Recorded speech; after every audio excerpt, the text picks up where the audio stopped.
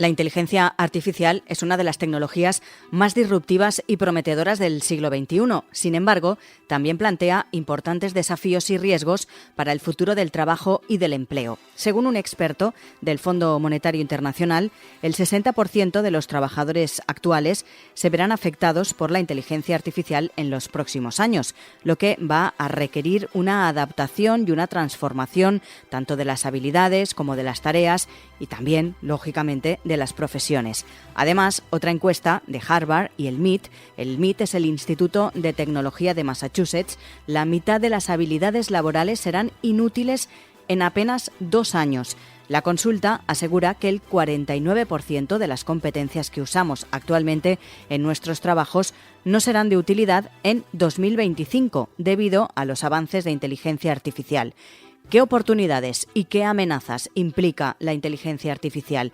¿Qué medidas se pueden tomar para aprovechar sus beneficios y mitigar sus efectos negativos? Hoy en Plaza al Día, ¿realmente la inteligencia artificial va a cambiar o no el empleo?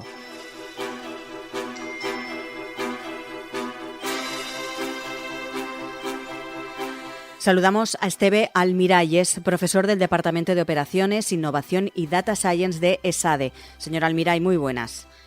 Muy buenas, encantado de estar con vosotros. Hacíamos referencia a esas dos informaciones, tanto del Fondo Monetario Internacional, en la que el 60% de los trabajadores actuales se verán afectados por la inteligencia artificial, y también hacíamos referencia al inicio a otra encuesta de Harvard y el MIT. El MIT es el Instituto de Tecnología de Massachusetts, que también dice que la mitad de las habilidades laborales serán inútiles en 2 años. ¿Cree que es así? ¿Van a ser esos datos? ¿Son erróneos? ¿Son demasiado, podemos decir, dramáticos, entre comillas? ¿Cómo podríamos analizar estas dos encuestas? Esto de predecir el futuro es difícil y normalmente todos nos equivocamos. Quizás este es el primer punto de partida, ¿no? A veces cuando hablamos de la palabra afectará, pensamos que va a cambiar o va a destruir rápidamente un montón de empleos o una situación, o va a disruptir un mercado completamente, etcétera, ¿no? Claro, afectará, va del 0 al 100 o del 0 al 1, o como puede ser muchas cosas, ¿no? Normalmente lo que pasa con las disrupciones es que sobrevaloramos su impacto. Si vemos las disrupciones más importantes que ha habido en la historia, la máquina de vapor tardó casi 100 años en cambiar la forma en que se trabajaban las fábricas. Es decir, las disrupciones es algo que no es inmediato y uniforme para todo el mundo, al contrario, tienen muchas velocidades y los grados de adopción cambian mucho de una organización a otra, de una empresa a otra, de un país a otro, de un territorio a otro, ¿no? Y esta no va a ser diferente. Y esto es lo que estamos viendo. Estamos viendo cómo las empresas con una alta intensidad competitiva y con las capacidades para adoptar esta tecnología la están adoptando con mucha rapidez. Son los Google, los McKinsey, los Meta, los Microsoft, los OpenAI, etcétera, ¿no? Las grandes empresas tecnológicas. Y en cambio vemos que en otro tipo de empresas, en las empresas más pequeñas que están cerca de nosotros, se habla mucho del tema, pero no se ha adoptado esta tecnología, ni hay ninguna intención de adoptarla inmediatamente, porque no hay una intensidad competitiva que les haga adoptar esta tecnología, ¿no? Este gradiente de grandes empresas con capacidades adoptando muy rápidamente pequeñas y medianas empresas en sectores más periféricos que la adoptan de una manera parcial y lentamente, es lo que vamos a ver. Y esta es la situación, por lo tanto va a depender mucho de dónde estés y de cómo estés. Es decir, que podemos hablar de un proceso lento, no en esos tiempos que marcan, por ejemplo, la encuesta del MIT, que dice en 2 años va a producirse una revolución, van a haber despidos masivos, no sé, es un poco exagerado. Probablemente no, es decir, en 2 años va a producirse una revolución, probablemente si estás en las grandes consultoras como McKinsey y en sitios como Estados Unidos, eso ahí va a pasar, ¿no? Despidos masivos, no creo. El fenómeno que estamos viendo en cuanto al empleo no es tanto de despidos masivos, y lo estamos viendo en las empresas tecnológicas más puteras. Es decir, ¿qué está pasando en Microsoft, en Google, en Apple, en las consultoras, etcétera, etcétera, ¿no? Bueno, hay despidos, pero no hay despidos masivos. Hay despidos, a ver, los haylos, ¿no? Lo que sí que hay es un freno en la contratación. Es decir, si antes contrataban no sé cuánta gente cada año, pues ahora no. ¿Por qué? Porque si estás en McKinsey o los consultores utilizan este tipo de herramientas, son más productivos. Lo que quiere decir que, por un lado, hacen trabajos de mejor calidad, que se venden al mismo precio, no se venden a un precio superior, y los hacen más rápidamente. Entonces, una parte del beneficio de estas herramientas va hacia ese usuario que compra trabajos mejor redactados a un precio exactamente igual, y otra parte va al aumento de productividad. Claro, esto hace que no necesiten tanta gente. Y esto es lo que estamos viendo, más que despedir a mucha gente. El caso que está más extendido de lejos es la programación, es decir, aquellas empresas que se dedican a hacer software. El software, la programación con copilots se ha extendido prácticamente en todo el planeta. Poca gente ya programa sin copilots, o bien los de GitHub, o bien ChatGPT, etc. El copilot le pides que haga un esquema de la rutina, el programa y tal, y te lo hace y tú modificas algunas cosas, pero tampoco muchas. Esto es algo ya muy extendido. ¿Ha habido despidos masivos en el sector del software? No, lo que pasa es que la alegría en la contratación que teníamos, eso se ha acabado. Y por lo tanto ese sector va a tardar algunos años en digerir toda esta nueva forma de trabajo hasta volver a tener unas ciertas alegrías. ¿Bajarán precios? Bueno, probablemente tendrá más competencia, habrá más gente, y a medio plazo, algunos años, veremos que los precios de estos trabajos van bajando. De hecho, estamos viendo como los salarios del sector tecnológico en programación, etcétera, etcétera, están bajando. Estos salarios tan enormes que había hace algunos años, pues ya no lo están porque se programa con copilots. Y este es un fenómeno que veremos, ¿no? Pero todo esto va a ser mucho más lento de lo que nos imaginamos. Solo hay una disrupción tecnológica muy rápida. Aquella que adoptar es comprar. Esto, por ejemplo, con las tablets. Las tablets de la noche a la mañana fueron de 0 a 100. ¿Por qué? Porque no había que saber nada. El sistema operativo era el mismo, las aplicaciones eran las mismas. Lo único que tenías que hacer para adoptar una tablet es comprarte una. Normalmente las disrupciones tienen un periodo de adopción más lento, más importante. Hay que integrarlas en la organización, hay que digerirlas, y por lo tanto todo se hace mucho más lento de lo que parece. ¿Qué medidas se pueden tomar para aprovechar los beneficios de la inteligencia artificial y mitigar un poco esos efectos negativos que pueda traer para el empleo? Los efectos negativos es en cuanto puede haber una reducción de empleo. Pero cualquier cambio también es una oportunidad, y por lo tanto tenemos oportunidad de hacer las cosas mejor. Con menos gente y menos coste, ¿no? Y por lo tanto hacer más cosas y hacer más cosas diferentes que antes no podíamos hacer, ¿no? Quien adopte antes este tipo de tecnologías va a tener una oportunidad en el mercado. Y hay muchísima gente que está empezando a hacer propuestas con este tipo de tecnologías y por lo tanto tiene una oportunidad en el mercado que otros no tenían, ¿no? Las disrupciones están para aprovecharlas. Lo peor que puedes hacer con una disrupción es obcecarte en intentar parar lo inevitable, porque una disrupción es inevitable y no lo vas a parar. Lo que tienes que obcecarte es en pensar cómo vas a aprovechar esta disrupción para o crear un nuevo negocio o hacer lo que estés haciendo mejor, etcétera, etcétera, ¿no? ¿Que va a haber cambios en el empleo? Sí, a ver, tienen efectos negativos en el sentido en que hay un cambio en se contrata menos gente o se va a contratar menos gente, pero bueno, también van a salir más empresas, ¿no? Y también el trabajo va a ser un trabajo más agradable, de más calidad, etcétera, ¿no? Es un poco, de manera coloquial, subirse al carro de la inteligencia artificial, no quedarse atrás.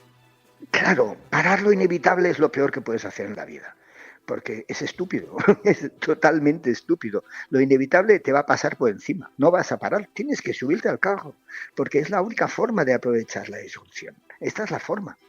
Sí que es verdad que ahora mismo las inteligencias artificiales generativas, como ChatGPT, por ejemplo, sí, están realizando tareas de análisis, producción, que antes ocupaban una gran parte de tiempo de los trabajadores humanos. Según otro estudio que se publicó el año pasado por OpenAI, la creadora de ChatGPT, precisamente, pues los más afectados por esa irrupción de la inteligencia artificial dicen que serán los trabajos de oficina y los de mayor remuneración, como usted nos apuntaba, pues abogados, financieros, técnicos o gestores contables. También de esa encuesta destacan que el 80% de los profesionales afectados, por lo menos un 10% de su actividad, será totalmente reemplazada por la inteligencia artificial de forma inminente. ¿Eso va a ser así? Sí, eso es cierto, pero eso va a ser así, depende de qué industria. Es decir, si por ejemplo, si tú estás hay bufetes legales en Estados Unidos muy grandes que están empezando a utilizar todo este tipo de herramientas para su trabajo. El tema legal es uno de los temas donde tienes más campo, ¿no? Porque tienes que buscar precedentes, tienes que buscar en qué leyes te puedes apoyar, etcétera, etcétera, ¿no? La inteligencia artificial generativa todo esto lo hace muy bien.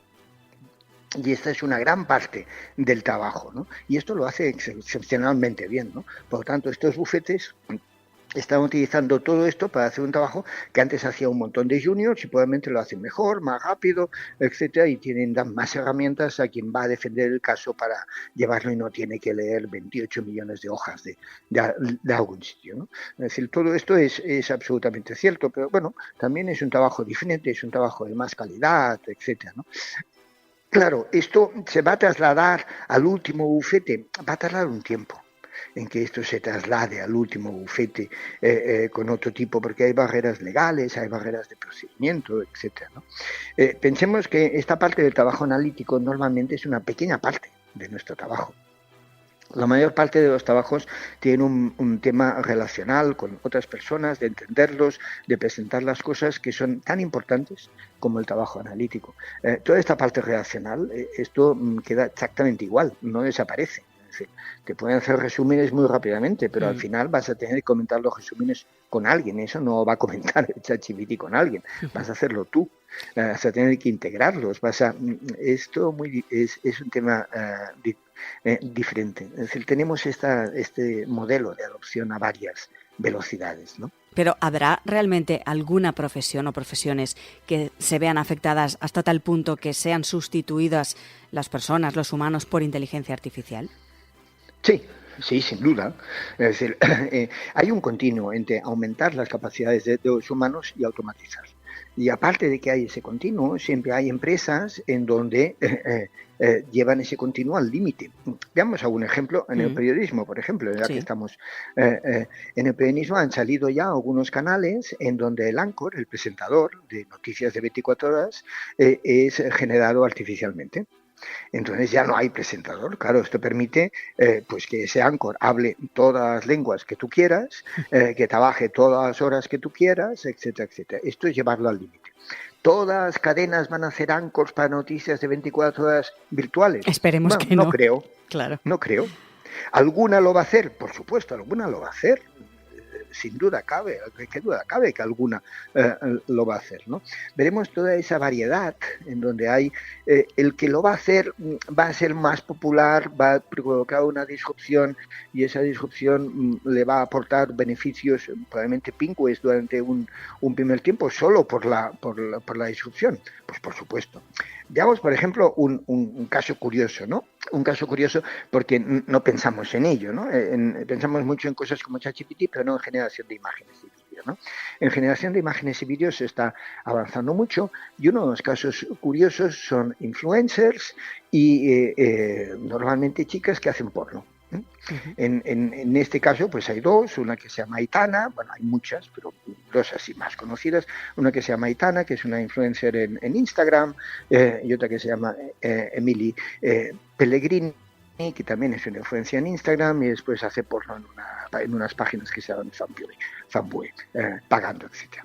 Ambas están generadas por ordenador. La calidad es impresionante. Realmente yo no soy capaz de distinguirlas de una persona normal. Hacen pequeños vídeos, hacen vídeos cortos. La tecnología no da para mucho más que vídeos cortos sin interacción con otras personas, con escenas de fondo. Ahí estamos, pero eso va avanzando, etcétera, ¿no? ¿Cuál ha sido la evolución? Bueno, las dos se han hecho famosas. Aitana ahora pues una cadena de peluquerías, que es Jonqueras, pues la está patrocinando en Instagram para patrocinar sus peinados, mira por dónde, y Emi Pellegrini pues ha salido en todos los periódicos de todo el mundo, ¿no? Y es una de las más visitadas, etcétera, ¿no? Esta es una industria, tanto influencers como porno, etcétera, que probablemente vamos a ver que una parte al menos de la industria se traslada a esta generación virtual. Es decir, encontraremos cosas insospechadas como esta, ¿no? No todo va a ser los abogados y los consultores y los programadores, etcétera. Como conclusión, señor Almiray, podemos decir que efectivamente la inteligencia artificial va a cambiar diferentes profesiones o muchas profesiones, pero que, como usted nos dice, será de una manera lenta y que dependerá efectivamente de la empresa, del sector y de la magnitud, ¿no?, de la misma. Sí, hay quizás un tema que se habla poco y yo creo que es interesante, que es el tema de los robots humanoides, ¿no? Es decir, porque lo que tenemos ahora está en el mundo virtual, y el mundo virtual es una pequeña parte del mundo donde vivimos en un mundo real de objetos, ¿no? Estamos a las puertas, estamos muy cerca de tener robots humanoides que hagan tareas sencillas en fábricas, ¿no? Del estilo de traer paquetes de un sitio a otro, doblar camisas, etcétera, etcétera. Ese tipo de cosas que hoy en día no sabemos hacer de una manera eficiente con sistemas automatizados. Es decir, hoy en día si te vas al almacén de Amazon, al mejor del mundo, verás que hay gente cargando paquetes de un sitio a otro y dices, hostia, ¿cómo es posible? Si todo está automatizado, la gente carga paquetes. Bueno, porque son tareas que no... Estamos muy cerca de tener robots humanoides que puedan hacer estas cosas. Amazon ya está probando algunos y esto nos podría permitir tener fábricas sin nadie. Que esto es algo novedoso, ¿no? Pero esto tiene un punto muy importante, ¿no? Es decir, en las fábricas actuales, en cualquier sistema de producción, el rendimiento es decreciente. Es decir, las ganancias porcentualmente son decrecientes cuando ya alcanzas un nivel de tecnología y ahí ya no puedes pasar, ¿no? En cambio, en el mundo digital esto no pasa. Los rendimientos son crecientes. Y por esto tenemos monopolios digitales y es muy difícil tener monopolios de gente que haga coches o que haga aspiradoras o cosas de este estilo, ¿no? Si lográsemos tener fábricas en donde todo fuese automatizado, tendríamos la misma economía que tenemos en el mundo digital.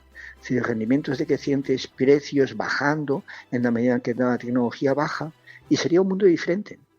Y estamos cerca de ese tipo de disrupciones, es decir, el futuro aún tiene muchas sorpresas. Esteve Almiray es profesor del Departamento de Operaciones, Innovación y Data Science de ESADE. Gracias. Y bueno, no sé yo si quedarme un poco tranquila o no con todo lo que nos ha explicado, ¿eh? Sí, hay un último mensaje. Es decir, todo esto no va a ser para todo el mundo mañana. Es decir, algunas empresas lo aprovecharán, la mayoría tardará muchísimo.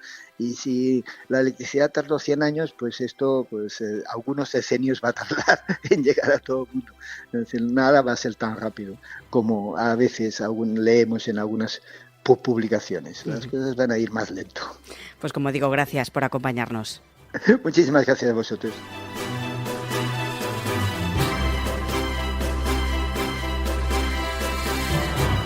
Según el profesor Almiray, la inteligencia artificial no va a producir un apocalipsis laboral o un desempleo masivo a corto plazo. Lógicamente va a influir en el empleo. De hecho, ya lo está haciendo, pero como apunta, será de una manera más lenta de lo que pensamos. A corto plazo, lo que va a producir es una reestructuración masiva del trabajo a medida que la inteligencia artificial empiece a realizar más tareas que antes solo hacían los humanos. Lo que sí que está más cerca, nos dice, son los robots humanoides, que sobre todo se utilizarán en empresas como Amazon para empleos automatizados. Aunque parece ciencia ficción, el profesor afirma que serán pronto una realidad. Ya saben que Plaza al Día es el daily de todas las cabeceras del Grupo Plaza y que lo pueden escuchar en las principales plataformas de podcast. Además, se pueden suscribir a todas ellas y, por supuesto, enviarnos sus comentarios. También les animamos a que entren en plazaldía.es, van a encontrar allí todos nuestros contenidos y, lógicamente, también se pueden suscribir a ellos.